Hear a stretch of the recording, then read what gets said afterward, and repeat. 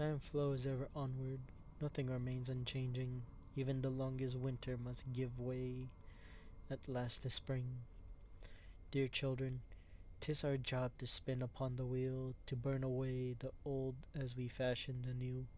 But this time, it seems, shall be the last. No more must you gather, no more must you burn, for the wheel has finally turned in its course. Our accord with them shall be annulled as well. No longer will we labor together, this wheel to spin. I have told them what would be required in honor of our oaths. Now let us set out and be on our way. The sound gradually fades, accompanied by the deer snorts and grunts.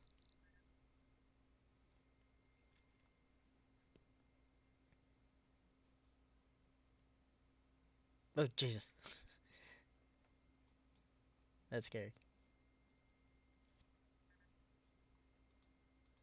It is strange hearing my words given form through throat and tongue. Nevertheless, the sound of this voice ringing within these ears serves proof that for the spoken ones who would read the comings and goings of the wind, who would change the very color of the earth. Letter and word are the tools with which they record what is past, that it may ever be with them. To be always known, to never be forgotten, is to be eternal. Their speech I mastered, so too their concepts and ideas, and with these things did I define myself. Little pieces, motes and mites, fragments of histories unknown, pruned away, or simply come to naught. Chorus upon chorus of voices have spoken and fallen silent, word upon word recorded and lost. But deeper than the expression lies the root, a belief, faith. I have to grasp it at any cost, before the faintest traces of my existence vanish. In the place where the foothills rise to the peaks mankind calls the Morn Mountains, where the water rushes through the canyon they call Moonhide Gorge, I have made myself as one who gathers firewood and burns it to call forth the winter, for a faded glory long forgotten, for a moment of brilliance that will last an eternity. What? I'm so confused. I'm sure there was a flame around here. The sound of snow losing its shape, crunching beneath softened footfalls, seems to grow louder.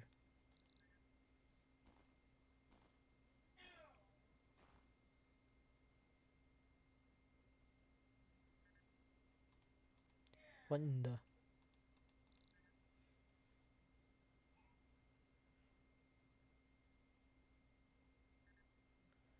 You peer toward where Louis is looking.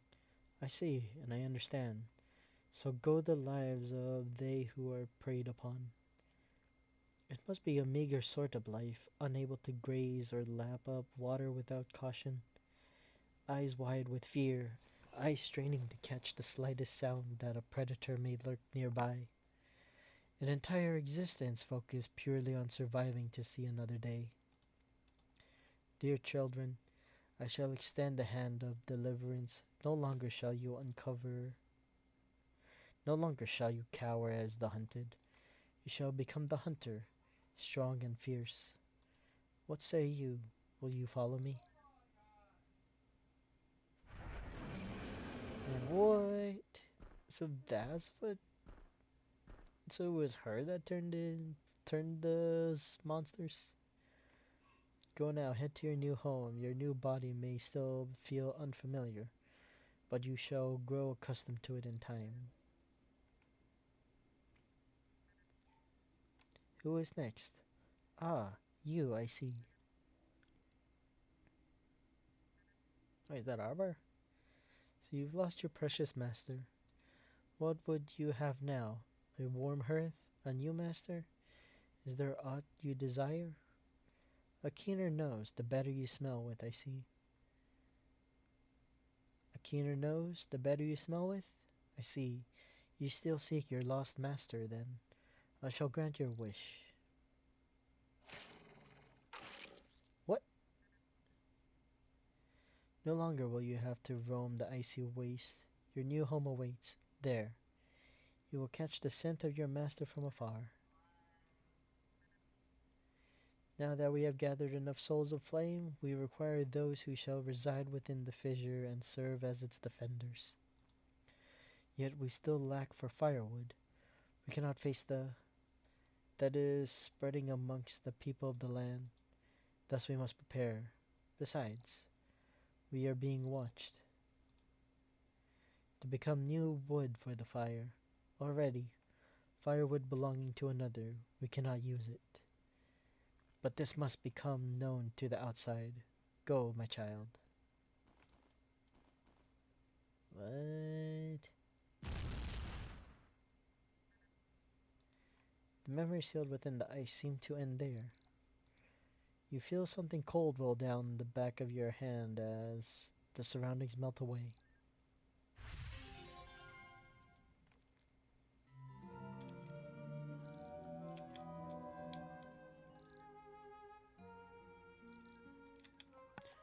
Wait, am I almost done with this? Cause I'm actually getting kind of hungry. Let's see here. So wait, I got the cold burning flame now.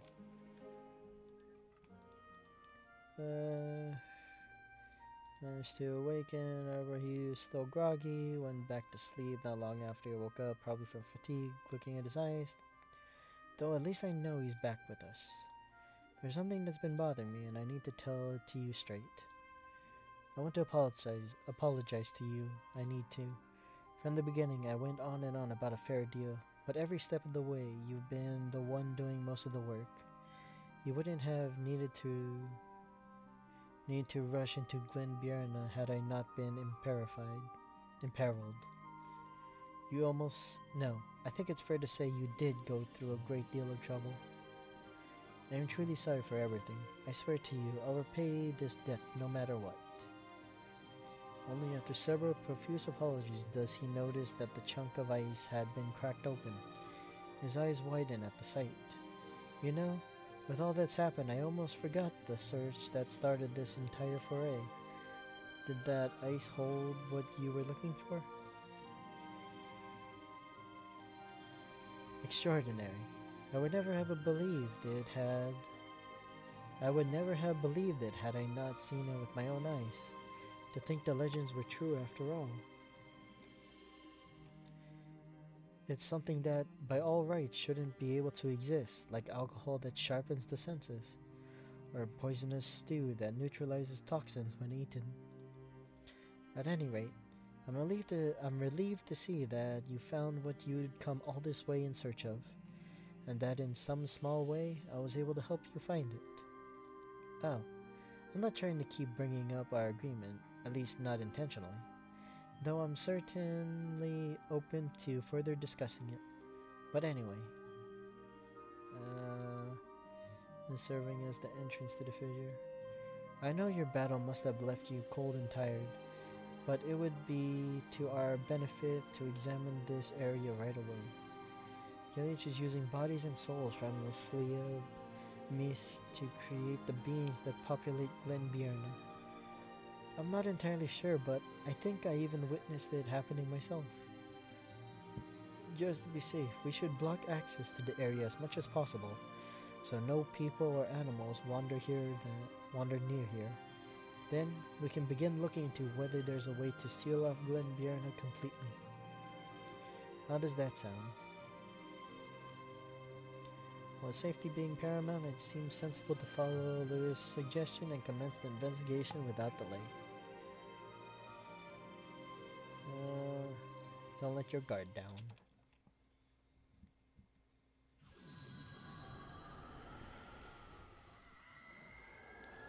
What's happening?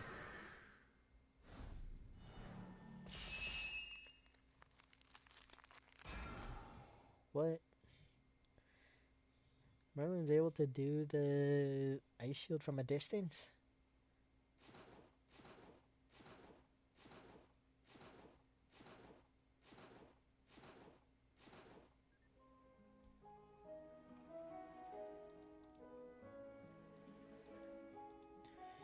With his shirt wide open and his sleeves rolled up, he exudes a devil may care attitude. What? Devil may care attitude. His wild shocks of white hair are punctuated by azure eyes twinkling with mischief. And as you catch his gaze, he grins, brimming with unshakable self confidence. Merlin shakes the dust off his hands, folding his arms across his chest. It brings you comfort to see a friendly, confident face in a place so remote. Yo, Eisenwell, it looks like you got yourself caught up in this mess too, huh? But before danger could so much as throw a mean right hook, the great Merlin has solved the case. Merlin beams with self-assurance as he helps you brush off the snow. Anyway, looks like you got someone weird in tow again. How do you keep finding these people? Someone weird? I've never really considered myself weird. I'm dressed suitably for the environment and my occupation. And besides, I'm here someone most people seem to trust. I do have a few questions for you, though. Even I can tell you're a wizard of no mean skill. But seeing as you're wandering around a labyrinthine mountain range with no map or guide, and seem to have appeared out of nowhere, I'm suspicious you're not altogether human. Is he a friend of yours? Little no. A friend who knows good booze. A trustworthy colleague. I guess trustworthy colleague. A trusted friend? This guy? Seems to have difficulty believing it, but nods his head in understanding. Well, whatever you say. As long as he really is someone you know, I'll trust your judgment. Yeesh, your pal here is really the cautious sort. Is there something inherently suspicious about me? Nah, couldn't be. Anyway, moving on. God damn it. Gotcha, just glad I don't have to spell it. So, weird question to start with, but have you by any chance come to some realization about something you never knew before? Who is this man? Heh, there's always a way to know the unknown. So you could even do that with it, huh? Neat. To be more specific, it's not that it was erased or covered up. It was actually frozen, making it inaccessible to conscious thought. I guess the ice was the medium for the magic, so breaking that broke the spell too. Sooner or later, your consciousness will naturally comprehend it, and once it does, you'll remember more of what was lost. It'll take a while to melt, though. Like ice melts slowly in the early spring sunshine. But even if it seems like it'll never melt completely, don't you worry. The year moves in its cycle.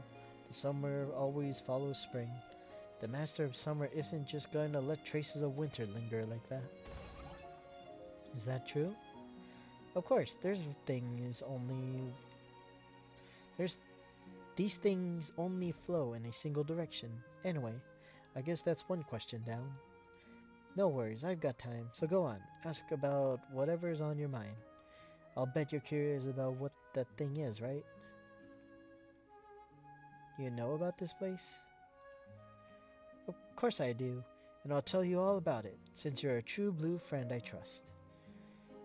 She really didn't skimp even on the smallest details. It's so convincing that most wouldn't think to question it. Blurred just enough around the edges to trick all but the keenest senses. And if she was up against anyone else, that might have been enough. Too bad she ended up catching the attention of the great Merlin. I saw right through it, of course, and I'm willing to spill all the secrets. Come on, ask me anything.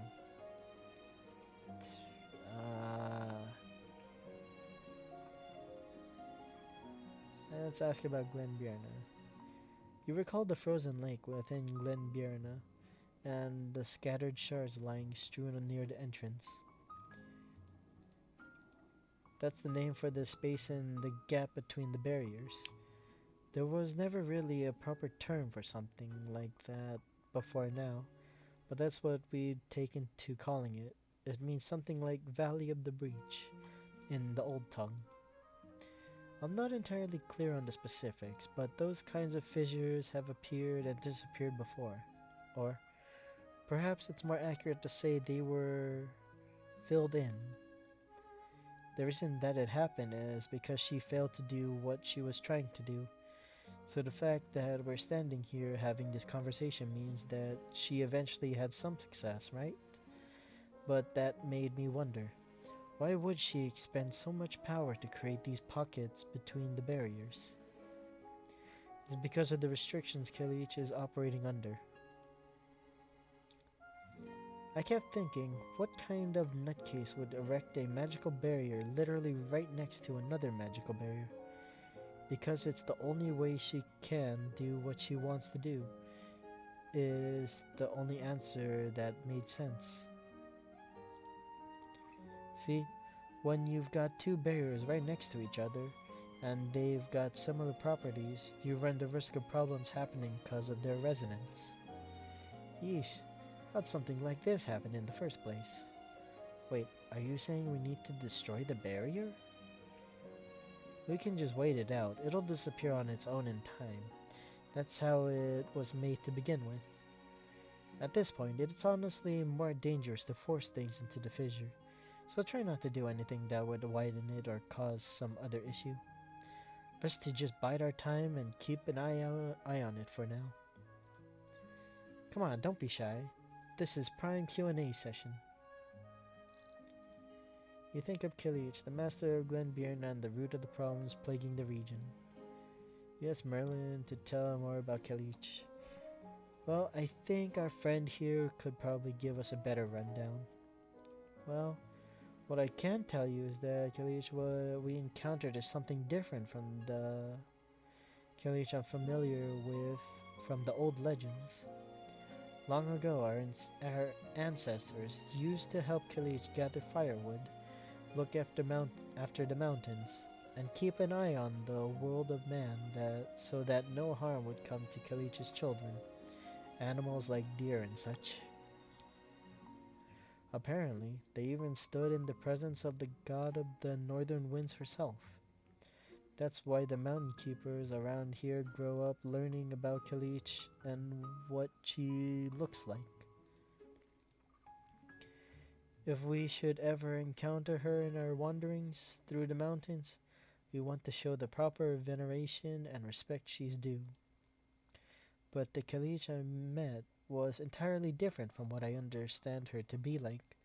At least, none of the stories I knew betrayed her as such a creepy looking figure. Well, you heard it from the man himself. Whoever or whatever is claiming to be Kalich, they ain't the genuine article. And the faint energy I feel here is very similar to what I felt to the east. My speculation is that either she's the successor of the former god, or that she took the original Kalich's power somehow. Power like that is rarely inherent to the being. It can be taken forcibly or passed on to someone else. In some cases, it can simply dissipate. You've probably seen it happen a few times, or even experienced it yourself. Looks like you've got the general idea then. Then I guess that about sums it up regarding Kalich.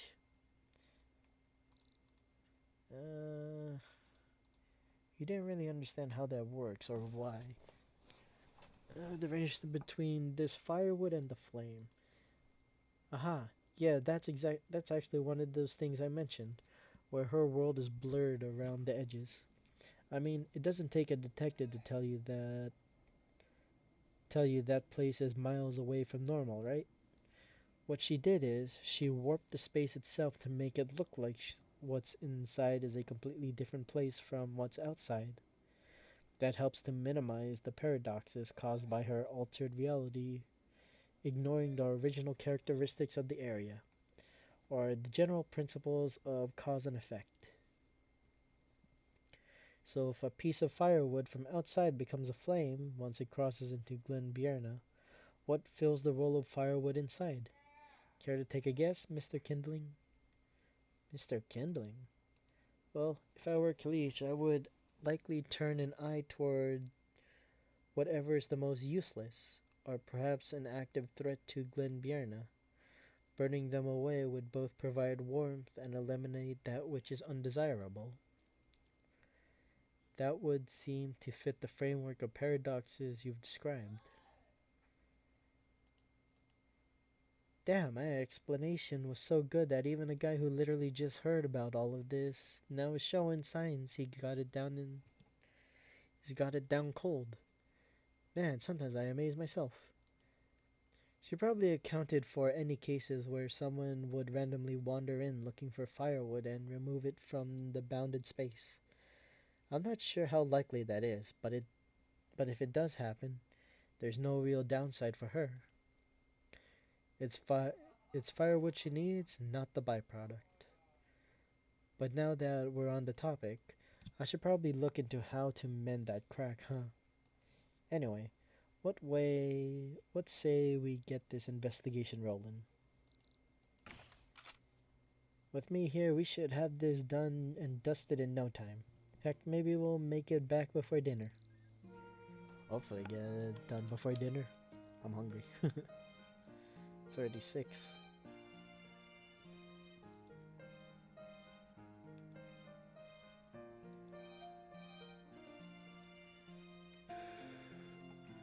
Let's see.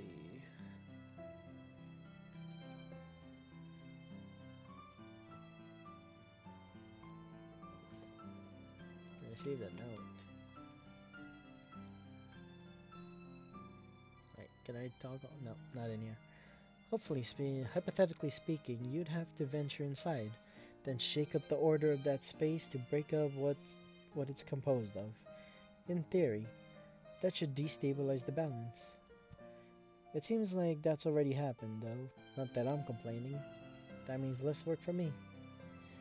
The more delicate and complex a system is, the more likely that one missing or broken component will throw the entire thing into disarray. Merlin inspects the site near the breach, examining the fractured shards from the barrier. Doesn't look like blocking it from the outside will work. We still need to be able to go in there and bring out the firewood somehow. The winter has to repeat its cycle, so blocking it from the inside wouldn't work either. It seems we have much to consider then. Of course we do, but, the great Merlin's got everything well in hand, as you'd expect. I did a little preparation beforehand, since this place had been giving off some vibes that piqued my interest.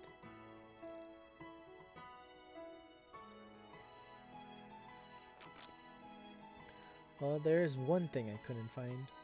I thought for sure I wouldn't have too much trouble getting these, given the season, so I pushed visiting the farms back a bit on my to-do list. But when I got there, guess what? None of the farmers had a single sheaf of grain left from their last harvest.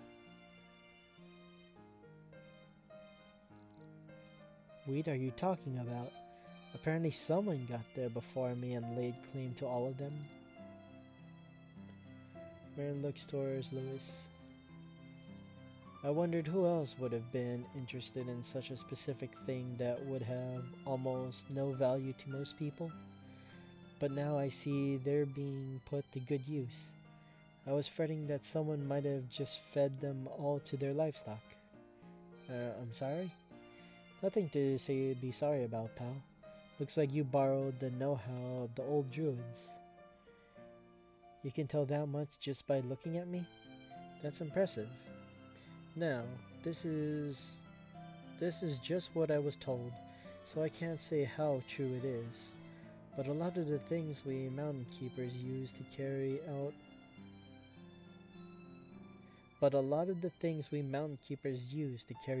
our work were originally created with the wisdom of the druids.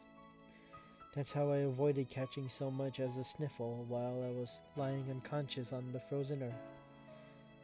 I told to bundle up or wear a robe, but having these sheaves gives me all the warmth I need. In the waning days of all fall before winter's chill sets in, I head into the lowlands to the last farm or two where the farmers are still gathering their harvest and get them for a small markup. Right, they symbolize the end of fall and the onset of winter. That's why I needed them. I've got I've gone everywhere I could think of that has farms from tier to tail. Oh no. For this magic to work, I've got to use the real deal. And it looks like you have some left over. They've still got the energy, right? How did you even know that? But you're right. I wasn't able to head back to my hideaway, so I've been carrying them with me.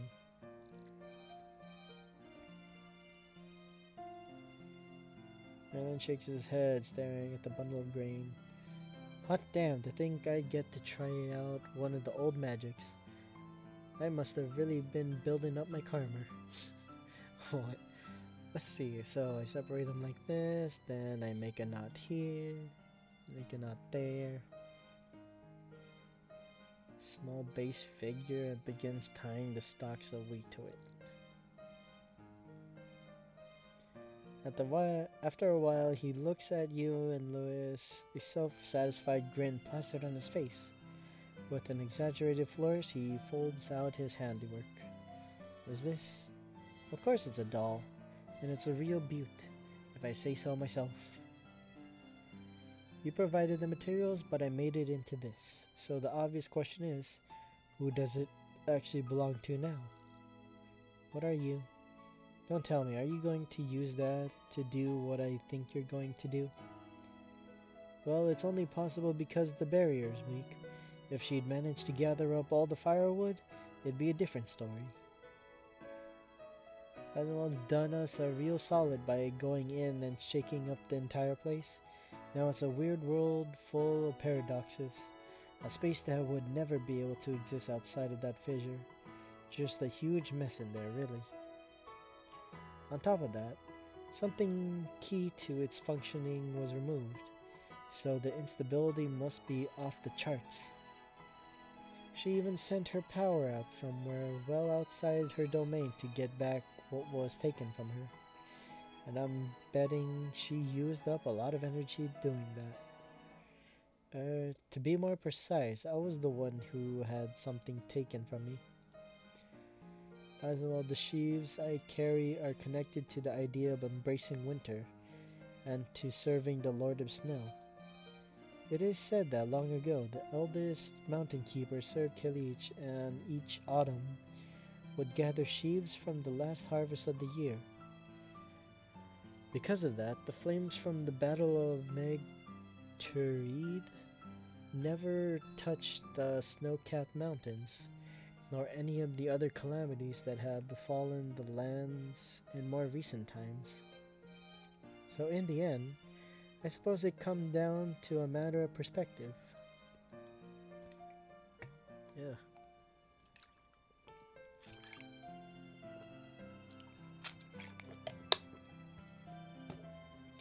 Knowing that, who would you say this doll belongs to?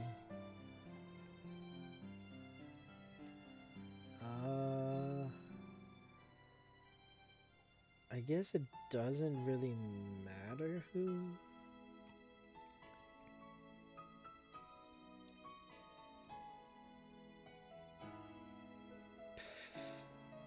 Would it be neither? Or should I go with neither?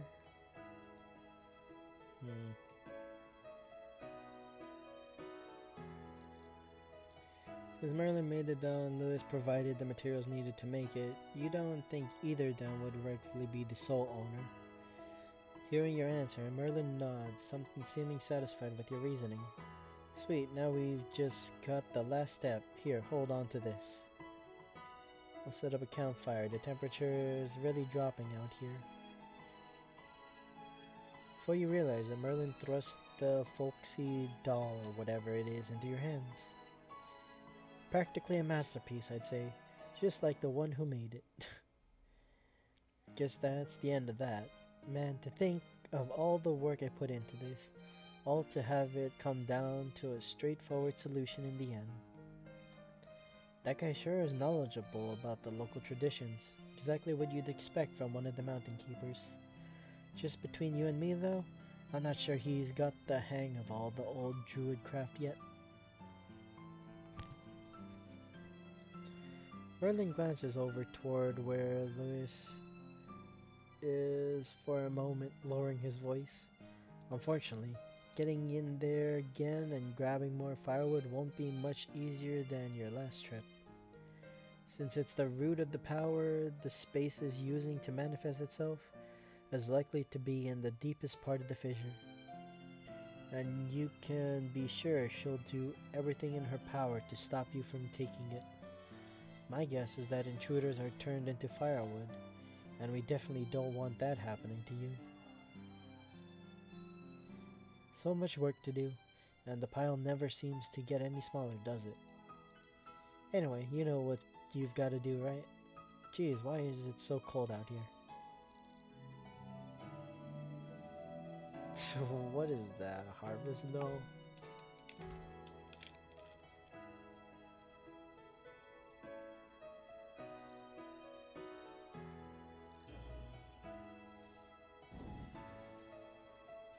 You drop the doll Merlin gave you into the blazing campfire.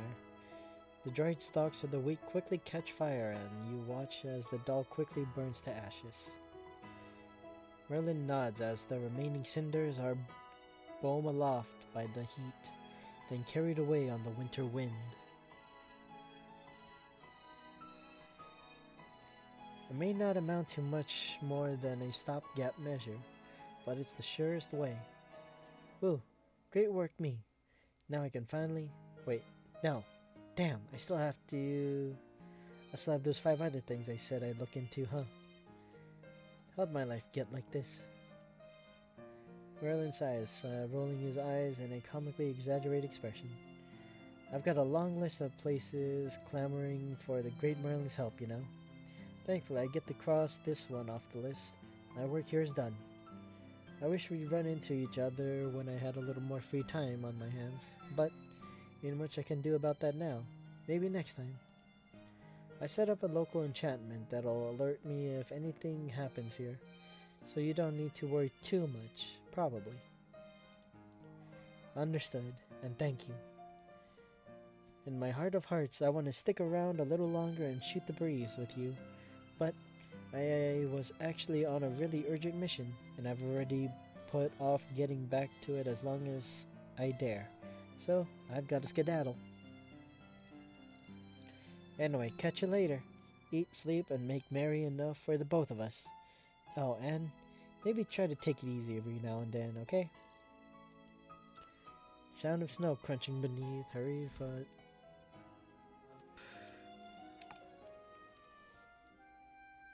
On occasion, I do happen upon abnormally energetic people lost in the mountains. On the whole, that's better than finding someone who's depressed, but being around people like that just wears me down so quickly. I feel like I'm ready to call it a day after 15 minutes. Speaking with him, or rather listening to him go on without much chance to get a word in, felt just like that. It's not something one really grows accustomed to. But he seemed to believe it will be safe around here now. At the very least, we shouldn't have any phantasmal stags leaping out from the fissure to charge at us unawares. The unnaturally cold weather ought to begin subsiding as well. After all that's happened, I want to say thank you for helping me throughout this ordeal. I just wish there was more I could have done for you. I know I have at times been rude, my shortcomings on full display.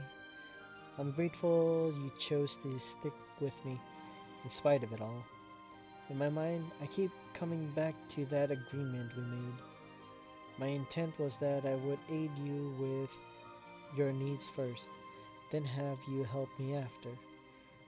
But the way things went, it turned out the exact opposite of what I'd planned. And I can't help but feel that's due to a lack of ability on my part. I'll never forget how much you've done for me. If you ever have need for my help, I'm at your service, no matter how many years may pass. You have but to ask and I'll answer the call without hesitation. Now I'm going to take a look around and see if all that should be here is here, and ensure nothing that ought not be here lingers still. Thanks to the circumstances, I've been unable to go about my normal mountain keeping duties, and I feel the need to settle into my old rhythm again. At any rate, I'll see you next time you're in the mountains, whenever that may be. Matters here seem to have been wrapped up, at the least for the moment. Return to Arcana Association and show Lord the cold burning flame.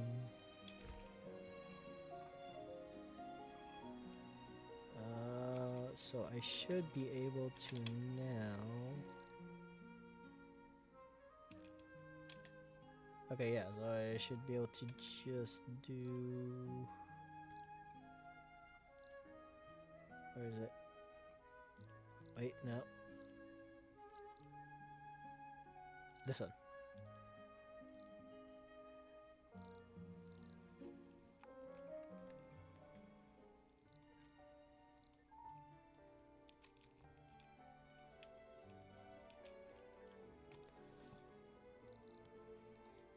Welcome. Any updates on your investigation? You have my thanks for your tireless work. I was beginning to worry since I hadn't heard back from you in a while.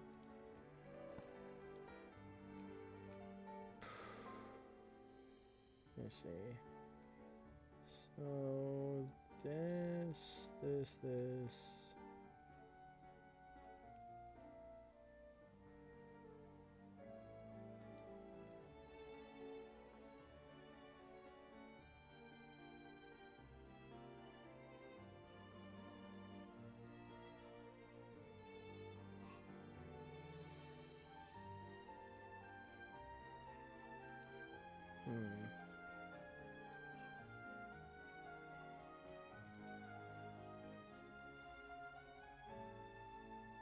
Okay. Where was I? Normally, word of your adventures gets back to me while you're out and about, even if I'm not actively asking around. I guess you're just that much of a headline maker. That's why I was surprised when I heard nothing about where you'd been or what you'd been up to. Perhaps even your popularity has its limits. Anyway, back to my research I go. Or was there something else you wanted to tell me?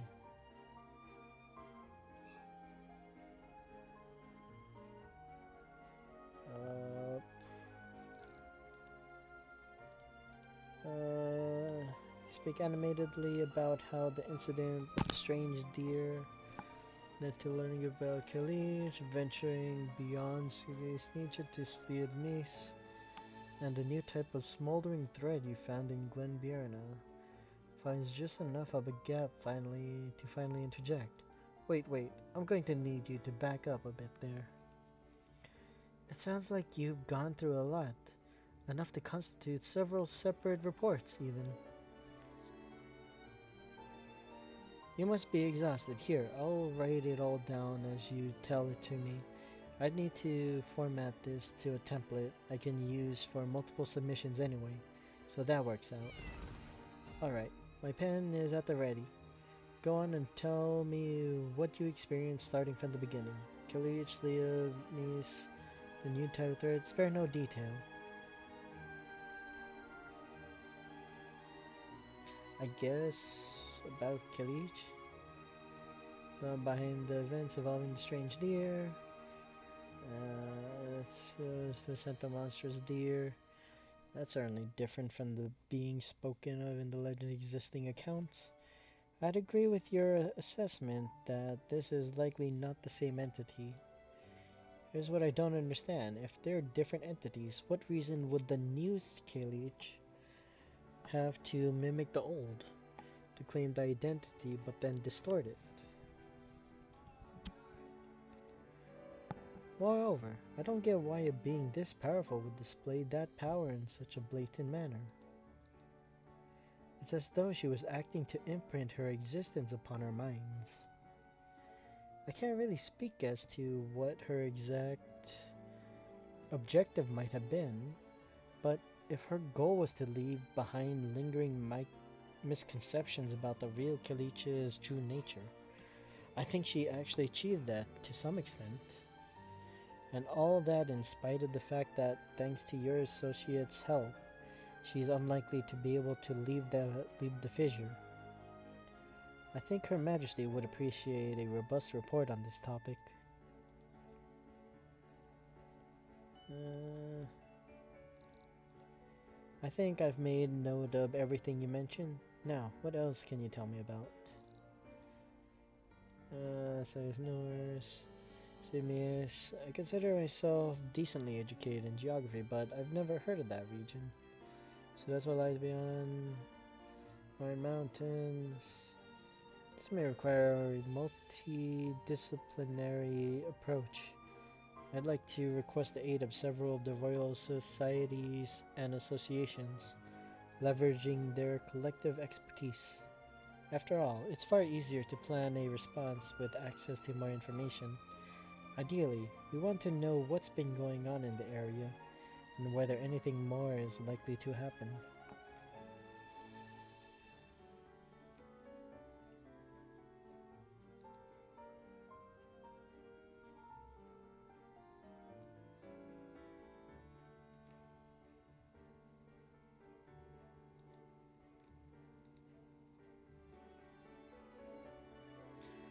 Oh no. Wait.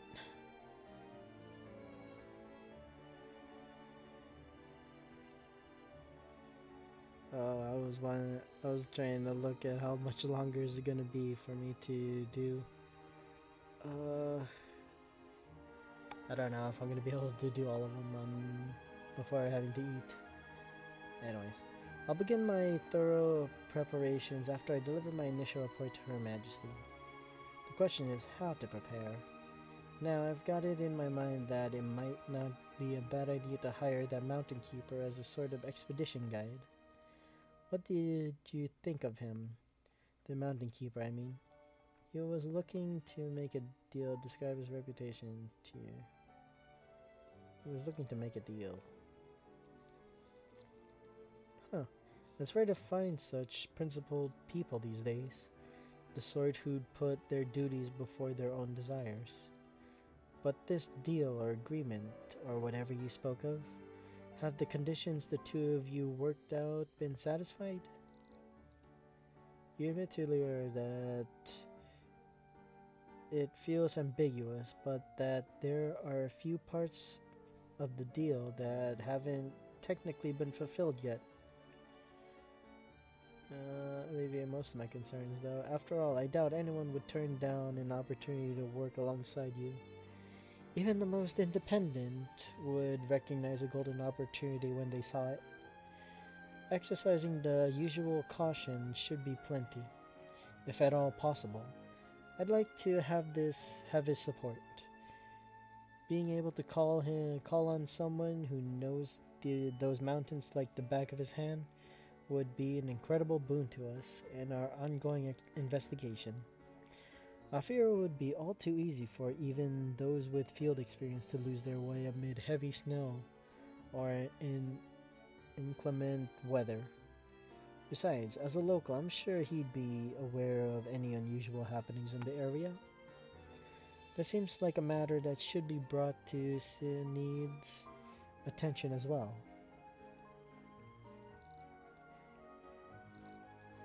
And then hand this. You give the new type of thread to your Excelsior! This is it! It appears to burn, yet its aura is entirely cold. It's exactly as I imagined it would be. Even when I was first describing it to you, I didn't think you'd discover the exact substance I had hypothesized, as readily as you did with the strange flint before. How do you stumble upon these otherworldly materials? Perhaps I ought to tell you about my half-formed conjectures more often, not less. I can't say where this new type of thread may appear in the future, but given its origins, I'm beginning to think that it might only be able to coalesce in places where two conflicting elements coexist. They might be physical or even metaphorical, like the way you described Kalich extending her endless winter by burning firewood that embodies the passage of time. It's a tricky set of conditions to meet, but it does reduce the scope significantly, making for fewer potential places we'll have to search. At least I know where to focus my investigative efforts. I know I can't just keep asking you one favor after another when you have plenty of other matters to tend to. This will be next on my agenda once I wrap up the association's surveys of the Physis region. First, let's see if we can make use of this new thread. You certainly had yourself a strange adventure. To think it all began as a research expedition to look for a new type of smoldering thread. Is the icy thread up to it? I feel a slight drop in the room's ambient temperature. With a frosty puff, the cold thread shrivels up in the Arcana flame, melting away into nothingness. These new threads, frost flame threads, let's call them, possess properties similar to the smoldering threads we've been using. Worry not, that simple test has put my biggest fear to rest. The unstable nature we just observed is precisely what will make them easy to work into a more enduring form. And most importantly, they won't offer any resistance to reinforce or expanding crests that have already been augmented. On top of that, it appears that these threads too are drawn to you like cat hair to a pair of clean trousers. Just as smoldering threads are, my guess is that you'll be able to make use of them right away. I'm really quite fascinated you noticed how the temperature in here dropped a bit when I exposed the thread to the Arcana flame, right? The properties of the frost flame thread are fully in line with what I had speculated. That said, the small green flame greatly swaying before him. Oh, this. These threads alone won't be enough to further the Arcana link. Their ice elemental properties, obvious even to the layman, would surely be of use in both stabilizing and reinforcing already developed Arcana crests. However, their coldness, for lack of a better term, seems to exert stronger force than I thought it would. You saw the interaction between the thread and the Arcana flame. At this level of potency, I'm concerned the ethereal flame at the heart of the frost flame threads might dissipate when we try to process it. Oh, that's not the case. We already know a material tied to the flame, don't you? Wait, what is it? I actually don't remember.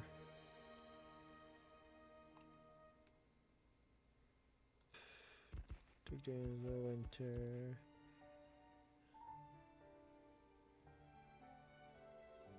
Oh, it's literally the smoldering thread. Correct. We've been using smoldering threads for our Arcana advancement thus far. The frost flame threads appear as though they'll have a stabilizing effect on Arcana crest, but the problem is the dampening effect they appear to have on different types of energy, related to their ice aspect in nature, no doubt. That's why I believe integrating them alongside smoldering threads is the answer to our problem. The idea is to look at each Arcana and identify the points subject to the greatest stresses. When power is channeled through the crest, those are the places we'll bolster with the frost flame thread, after which we can apply additional smoldering threads to ensure a consistent throughput of energy. That should let us build the Arcana into even more intricate designs. You know, that explanation came out sounding rather convoluted, even to me. Perhaps it would be easier to understand if I related it to the practice of enchanting. You've applied enchantments to equipment before, right? If you try doing it with an enchant scroll alone, the rate of success is low, and the scroll itself may crumble in the process if the process fails. That's why it's standard practice these days to use magic powder as a binding medium when using enchant scrolls. It makes the enchantment more likely to stick to the equipment, and even a failure will only reduce the scroll's durability rather than destroying it completely. The relationship I'm imagining between the old and new threads is somewhat similar to that. The new frost flame threads will reinforce the areas on a crest that the existing smoldering threads aren't able to stabilize enough on their own. So in summary, smoldering threads will be enough to get Arcana Crest to stage 5, but unlocking its potential beyond that will require both smoldering threads and frost flame threads. Is there anything you're curious about?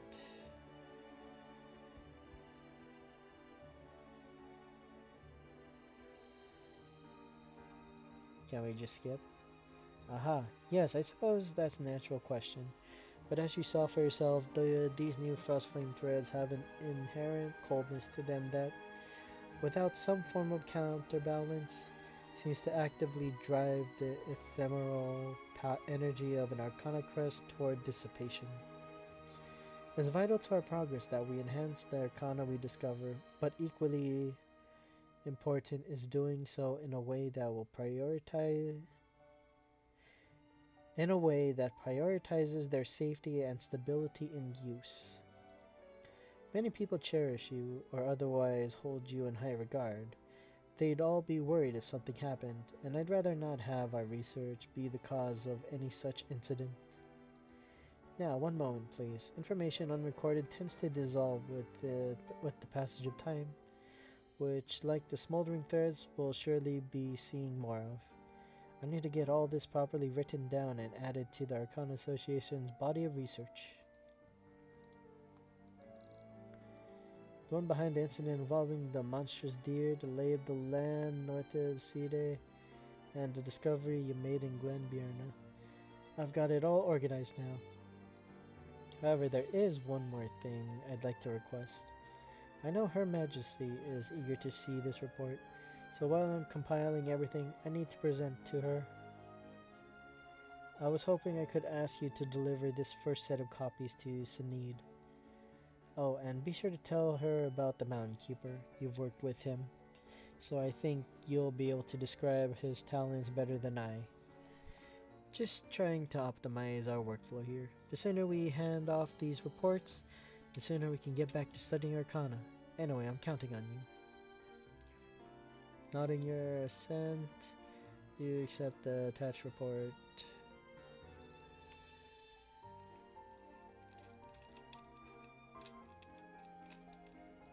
Oh my god. So much going on.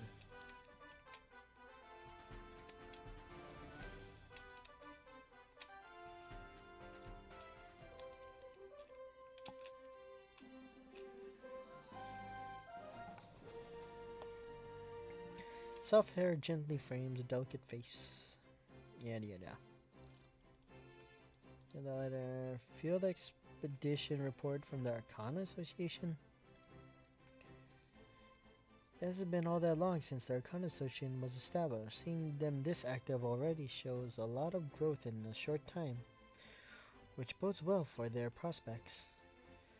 I hope they continue at this pace. A string of noteworthy accomplishments will do much to mollify those who question the Queen's judgment in founding a new association. As the association's official patron, I think Queen Irwin will be quite satisfied when she reads these reports.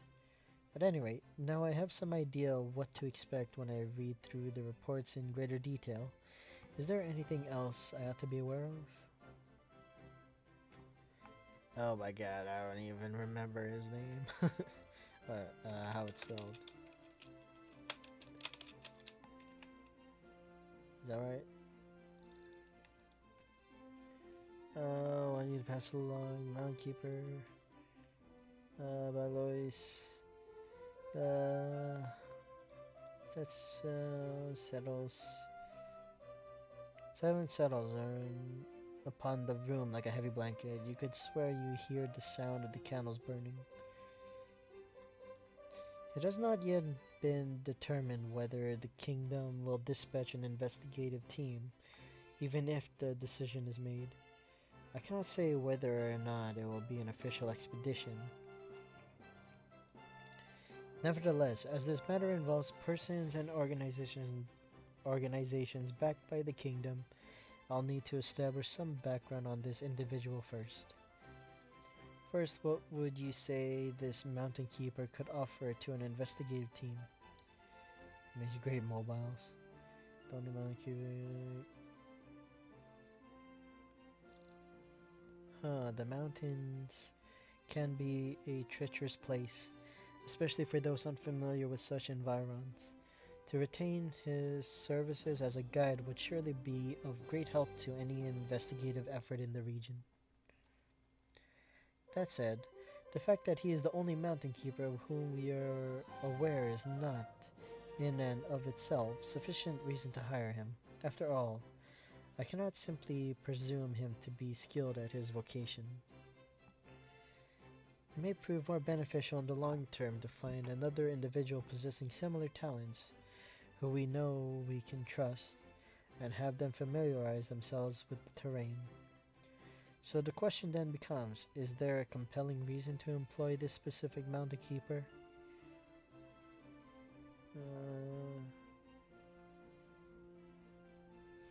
He has a good sense of direction, or he knows the lay of the land? Let's go with he knows the lay of the land. General wisdom cautions us to take nothing for granted, but it's probably safe to assume that mountain keepers are excellent at finding their way through the mountains. Still, I don't see that as a reason we'd employ that specific mountain keeper. What we're looking for here is a standout reason to hire him, something he'd bring to the table that we couldn't get from anyone else. I guess it should be a good sense of direction. So it must really be something if you're advocating for him to that extent. I'm sure his expertise will be of use in assessing any risk travel in the region present. Any risk travel in the region... Yeah. I'm sure his expertise will be of use in assessing any risk travel in the region presents, or to point out changes in the terrain. Anything else? He's an excellent guide. I would hope our team would never find itself in this position, but if a member of the investigation team goes missing, we could ask that mountain keeper for help finding them. Let's see, I'll take what you've told me into consideration. Judging by the fact that you're delivering these reports to me rather than the head of the Arcana Association, I'm assuming he presented copies to Her Majesty personally? If so, then... for a moment, I'm sure he's already met with the Queen. However, I just thought of something that would be most easily handled by you, and I'd wager Her Majesty has come to the same conclusion. I would also consider you the most able candidate, if you'd be willing, of course. Wait, what? So I have to go to the royal room.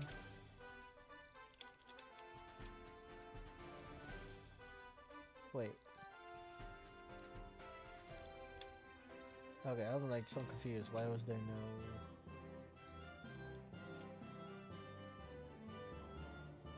Here we go there. Defeating the ruler of the kingdom, Alik, encompasses her petite frame. Her snow white skin makes her bright purple eyes seem to gleam all the more with lively determination. Excellent timing. It's been a while since we last spoke. I actually just finished reading through Illyar's reports. While it is no doubt another standout entry on your long list of accomplishments, I was quite excited that it also proved to be such a grand first outing for the Arcana Association. Though the further I read in this report, the more I began to worry about everything you went through. Blair told me you'd be delivering a report to Cine so you could explain a few things in person. But to think she'd send you along to me? Sometimes I think that woman knows my own thoughts better than I do. Knowing your will puts my heart at ease. Looks towards you purposely. Oh.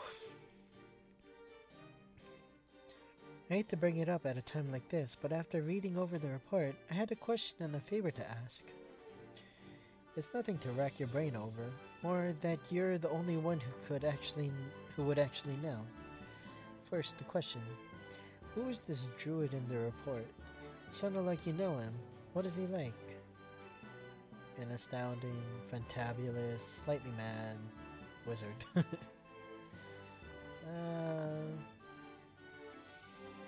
What is he like? Wizard. Well, if you say so, I suppose I have to believe it. After all, who can I trust if not you? I'll work with Cine to expound on that part of the report, which will hopefully give it enough credibility to convince the members of our investigative team of their safety. Now, about the favor I wish to request. I tried to ensure that I found the right person for every task still to be done, but I could find no one better suited to these two. First, I'd like you to deliver this letter to Chief Duncan up here. The investigation team is being sent out on an unofficial dispatch, and as such, it may be inadvisable to send a messenger or any officials in service to the crown. I want Chief Duncan to be receptive to my words, and I think I'll have the very best chance of that if you place my letter in his hands yourself. As for the other favor, there's a part of me that doesn't want to ask, especially after you just returned, but I'd like you to head back to Sleamis. Basically, just check in on the state of things in the wake of your adventure. Several other royal societies and associations have expressed interest in sending one of their members on this excursion, but that support is contingent upon knowing that you have personally inspected the site and given it the all clear. Thank you, and be well. Oh, and I really appreciate everything you've done. Alright, so what do I do now? Return to Duncan. Oh, god damn it.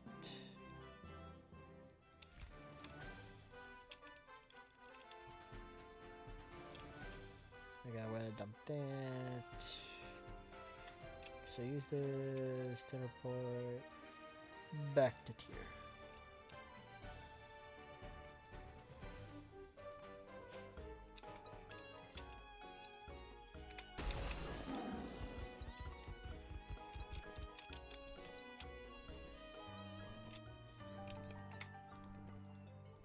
Oh, you've returned. Did you find what you sought?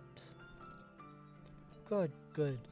I was feeling a bit put out that I wasn't able to help you before. After you went to find the Mountain Keeper, I didn't hear anything more about what you were up to, so I figured things must have gone well. Ah, if only my optimism hit the mark more often. When the weather suddenly eased up, I had a hunch that you might have had a hand in it. That's when I realized you'd likely gotten yourself mixed up in something larger than I'd realized. It's good to see you back, and none the worse for wear, from the look of things. So here you are again, back at old Duncan's doorstep. I presume that means there must be something you want to ask me, right? When I saw you coming, I braced myself, wondering what you had asked about today. So, don't keep me in suspense.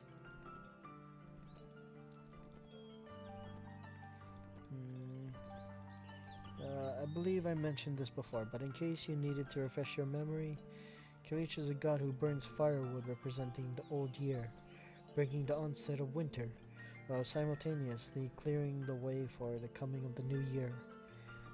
The legends say that winter ends when she has no more firewood left to burn. She's not a deity of particular significance in history or legend. None worship her that I know of, that I know, and I wouldn't be at all surprised if most these days had never heard of her.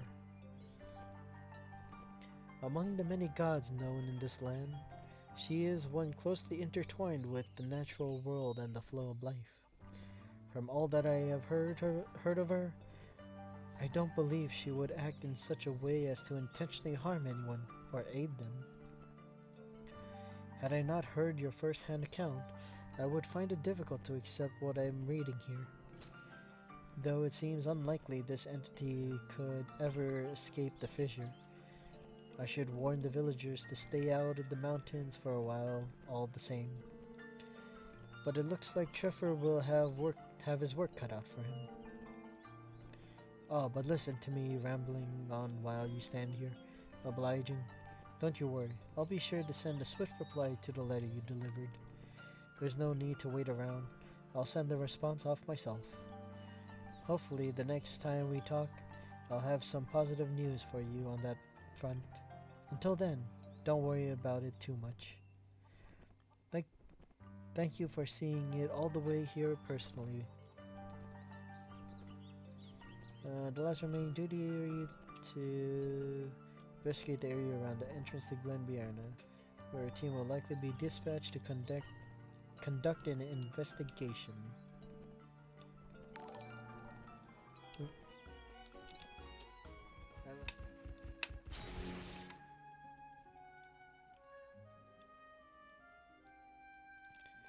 Oh.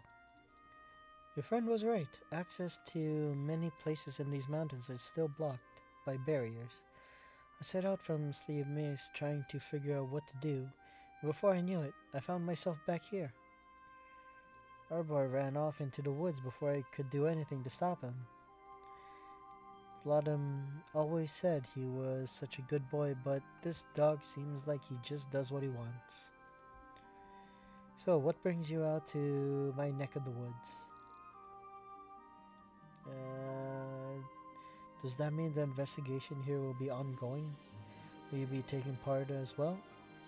If so, would you be willing to give me any firewood you happen to come across in Glen Bierna? I wouldn't ask any pay for assisting the team, knowing that your essential part of the investigation is enough for me.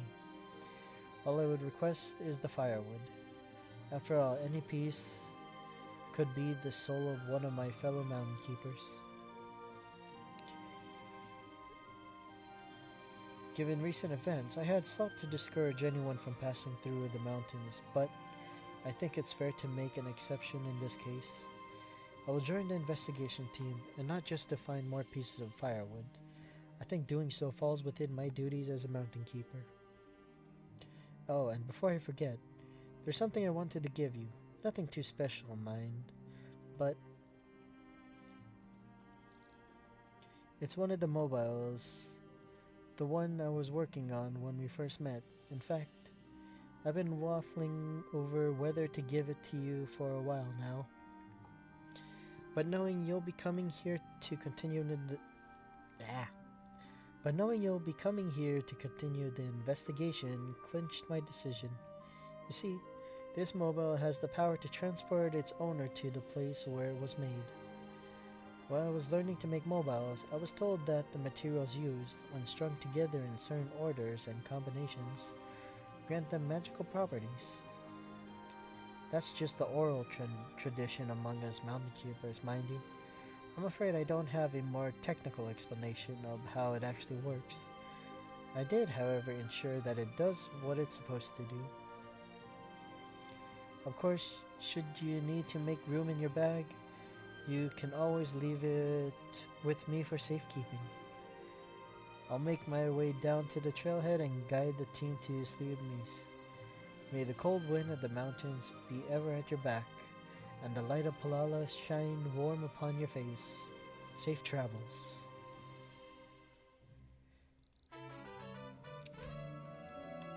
Oh my god, we're finally finished.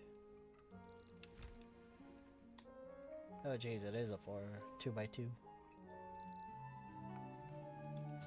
Winter's End.